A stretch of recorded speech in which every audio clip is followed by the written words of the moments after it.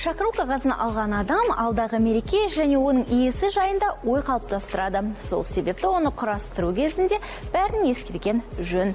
Армысыздар, эфирде этикет бағдарламасы. Бүгін біз шақыру қағаздарын әзірлеу жайында баяндаймыз. Ең алдымен шақырылатын қонақтар тізімін жасап алған дұрыс. Кейін қайсына шақыруды электронды түрде, ал қайсына қағаз күйінде жіберетіңізді анықтап алыңыз. Кейбір адамдарға көмекшісі немесе қабылдау бөлмесі арқылы беріп жіберген ыңғайлы. Ғаламтор арқылы жіберсеңіз, оған тиісті мәтін жазып қойыңыз. Қабылданған үлгіге сәйкес аты жөні мен қызметін жазыңыз. Күнін белгілеуді ұмытпаңыз. Мысалы, құрметті мырза, сіздің жетекшіңізді мемлекеттік марапат алуымен байланысты ұйымдастырылатын кешке шақырамын.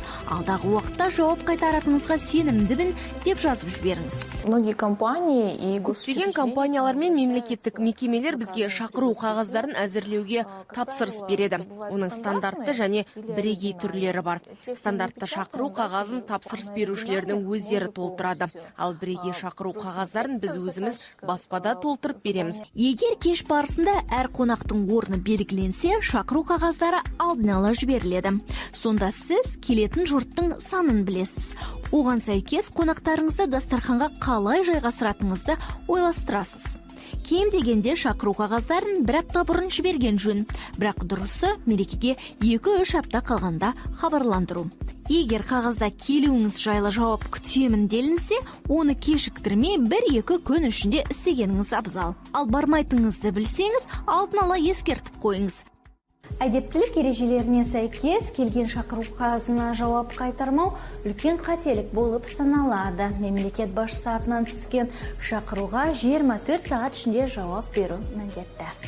Одан бас тартудың бірнеше себебі бар. Біріншіден ол сырқат, екіншіден отбасы мүшелерінің үйлену тойы немесе қайтыс болуы. Шақырылған адам елде болмаса да, оның келмегені кешіріледі. Ресми дипломатиялық кешке арналған шақыру қағаздары алдын ала барлық қонақтар үшін әзірленуі тиіс. Егер бас қосу бейресми болса, оған шақыруды қолдан да жазып жіберуге рұқсат беріледі.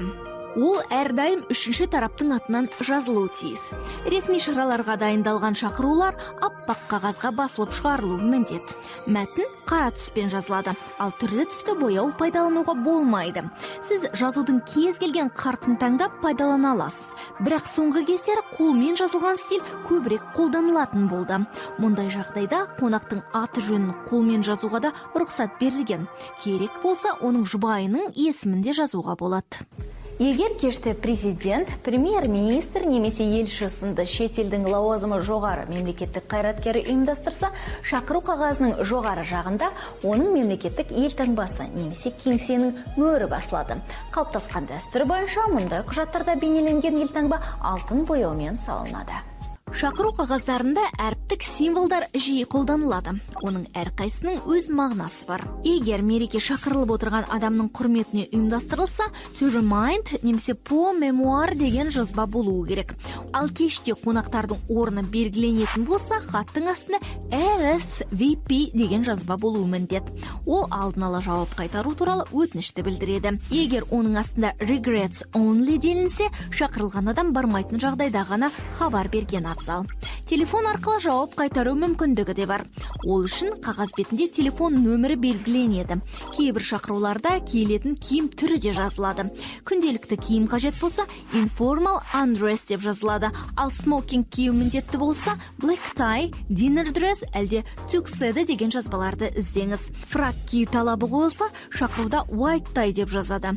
Evening dress, decorations немесе tails деген сөздерді де байқап отырыңыздар. Егер шақыру қағазында келетін киім түрі белгіленбесе, ұйымдастырушыларға хабарласып өзіңіз нақтылап алуыңызға болады. Шараның деңгейі қандай екен біліп алыңыз. Салтанатты шараға баратын болсаңыз, кешкі көйлекті кигеніңіз дұрыс. Алған шақыруға жазбаша түрде жауап қайтарыңыз.